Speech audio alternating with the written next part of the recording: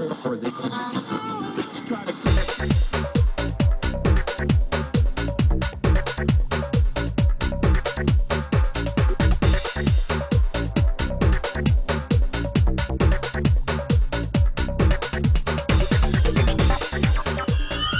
SEOmoz fans, welcome to another edition of Whiteboard Friday. This week, David, Mim, and I have worn matching clothing from last week, if you'll remember. And actually, I didn't wash this. It's eco-friendly, right? It is. Yeah. A little smelly, but you know, it's all right. Them's the breaks. And we're going to be discussing some more things to do with the local search results, specifically talking about how Google uses information from each of these, but more to the point of what you can do, right, to control sort of and get the best results possible from each of these different sources. So last week, if you remember, we talked about Google using their local business center, which is where you submit data, trusted providers like InfoUSA, where sometimes you can submit data, and web crawl information, where they come visit lots of sites and pull sort of structured data, almost Wolfram Alpha style. Right. So let's start up at the top. You feel like this is a good list from most important things. So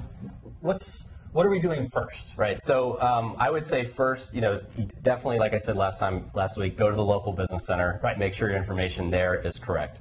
From there, you take it to the trusted providers. The three that I mentioned last week were InfoUSA, Localese. Yes. Both of those have their own online submission area. And then Axiom, which you get to via universal business listing, right? Okay. And that will help you with both consistency across, trusted data providers and some of these additional websites that they syndicate to. So it's very important that all of these listings match up to one another. Exactly. And that you've got a listing in all of them. Exactly. And that will give Makes sense. Google confidence that they've got the right information for your business, and they're going to weight your business, more highly ahead of people who Interesting. So haven't. Would you say that this is actually sort of like an SEO tactic to go and make sure that all of this stuff matches address, phone, business name? It absolutely is. Wow. Correct. That's the easiest. That sounds like really easy SEO. Super easy. I know. People just don't do it. Exactly. Wow. Because they don't necessarily understand, sort of the back end, how the algorithm works. Yeah. And then so, when you get to the web crawl, obviously you don't have too much control over what people are writing about you. Whether it's on a blog or, in some, industry trade journal or something like that. You don't have as much control. But you can do things like searching for your business name across the web, and finding places where you're listed, where either your address and phone isn't showing up, isn't appearing at all. So I could use some advanced searches like SEOmoz minus Pike Street, and then I know that they've mentioned me, but not where I am. Exactly. And probably we wouldn't care, but like Ben and Jerry's ice cream shop, they would care. Definitely. And so you want to get as I said, you want to get your business name associated with your contact information, as many times as possible across the web, and make sure that's consistent and correct. All right. Yep. Do that. So that's step number one for sure. Once I've got these things, right, it's accurate on the web, it's consistent. What's this category stuff? Right. So the category is a bit of a black box in terms of exactly how it comes into play with ranking and where Google is pulling certain local results from. When they're choosing to display local results in universal search, all of that stuff kind of factors into the category idea. But basically, you want to make sure absolutely that your category is correct. You get 5 categories within the Google Local Business Center. Make sure that the top, at least put 1 or 2 in that's a dead-on match for what your business does. So do they go very deep, or is it pretty broad, like restaurants, or? So they'd probably go deeper than that. I think they would probably go like family restaurants or Italian restaurants or things like that. And certainly, if they do have a category for restaurants, it's probably the first one that you would pick. And then drill down and be as specific as you can about exactly what kind of not just at Google. I want to do this at the trusted providers as well. Right, exactly. And places like Localese, like InfoUSA, like YellowPages.com, those kinds of places, they generally allow you to specify what category your business should be in. Gotcha. And this is really important because again, Google is relying on these guys, these trusted data providers. And they might have your information wrong, whether somebody entered a typo back in 1990 when you got in the phone book, or there's some it could be an offline to online translation thing where the category number just doesn't match what the verbal category should be. Any number of reasons. So you want to make sure that your categories are correct on these trusted providers for sure. Now, we've sort of said this is not applicable to the web crawl because you can't really choose your categories. Is it at all helpful though to sort of use those keywords as you're around the web, right? Sure. So that people associate you with the same thing? Sure, and that's, to me that would tie much more into the industry section, which we've sort of broken out on its own down here. Okay. The category information is, very specific information that Google is taking. Data. Yeah, exactly. But you definitely want to be, included on sites that contain keywords related to your industry. So these are location and industry, and just because I was confused by this, but sure. How is location different than address? Sure. So location, Google likes to see your business mentioned on sites that have a high, what they call location prominence score, but basically sites that they can associate as being very specific about a particular geographic area. So for instance, they would know that the Capitol Hill, Seattle Chamber of Commerce is very specific to that particular location, and your business should be on a website that is about your specific neighborhood. And so that's different than just making sure that your address is correct on some of these various data providers. You'd want to make sure that you're on the sites that Google sees as highly relevant to a geographic area.